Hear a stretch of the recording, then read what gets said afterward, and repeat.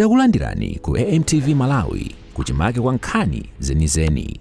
Ngati nkhani imeneyo kuno kulibe, dziwani kuti nkhani imeneyo ndi yabodza.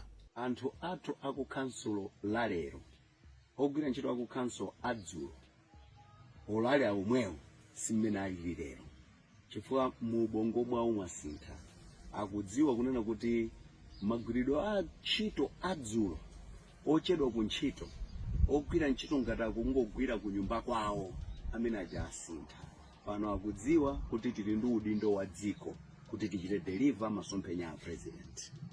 Chachiwiri ma guidelines akudziwanso bwinobwino kunena kuti akuyenera kuwatsata mmene akuyenera kukhalira. Ndiye ndatsimikizira Malawi kunena kuti chisechi chiyenda bwino chifukwa chokuti ma officers aku council amene udindo wawo ndi ndalama, kugwira, kugula ndi kuonetsetsa kuti ndalama zikugwira ntchito ndi quality uli bwino. Awuzidwanso kuti ndondomeko zimene zayikiro zopangira CDF zikhale zabwino. Nditengere mwayi kuti ndifotokozere kunena kuti mu amene akuyendetsa nawo CDF muli ndani. Mmene muli adindo monga amabungwe ali mmenemo, muli amachalichi, muli achinyamata oyimirira awo, muli mmenemo opuma ntchito, mmenemo muli amene akugwira ntchito ngati wa polisi mmodzi, amene akugwira ntchito ngati wa chipatala mmodzi, mmenemo muli mafumu, mmenemo muli makansala, mmenemo muli a member of parliament. Nditengereponso mwayi kunena kuti chifukwa chani member of parliament, chifukwa nkuteka ina saa kumvetsetsa akunena kuti ku court ana anena zotere ndi zoona. Member of parliament si member wa ku council mmene zili padakali pano, koma member of parliament ndi member wa ku community. Chokuti ni member wa ku community oyimirira anthu singachichotse, ndi member wa ku constituency ku community oyimirira anthu amene akuwayimirira awa sana wasankhe kuti akayimirire ku council, anawasankha kuti akawayimirire ku parliament. Kutanthauza kuti amene akukayimirira ku council ndi councillor amene watengedwanso kuzakhala member wa constituency development committee, ndiye kuti amene zake azizitenga kupita nazo ku council.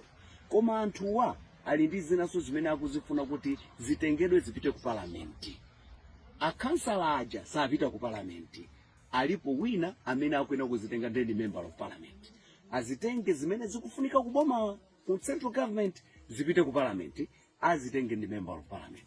Mukamuchotsa mu constituency development committee kulibenso kwina kumene muti akamutumire kuti kanene zakuti. Fora yabwino ndi imeneyi mmene makansala akuzitenga kupita nazo ku council, member of parliament azitenga apite nazo ku parliament.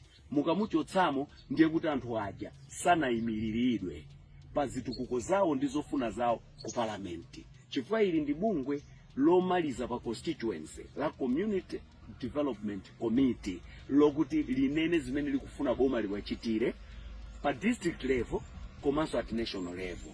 Ndiye pamenepa pasankhika ino akansala mukazitenga izi mukazipereke ku council, ino MP muzitenga izi mukazipereke ku central government. Ndiye kuti pamenepa chitukuko chakhala complete. So palibepo kunena kuti apa patere padzana member of parliament anali yekha ndi my DCs. Lero ndi timu ya anthu 15.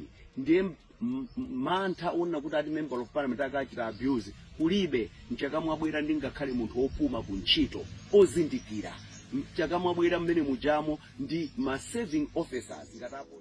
Osayiwala kupanga subscribe ku channel ya AMTV Malawi.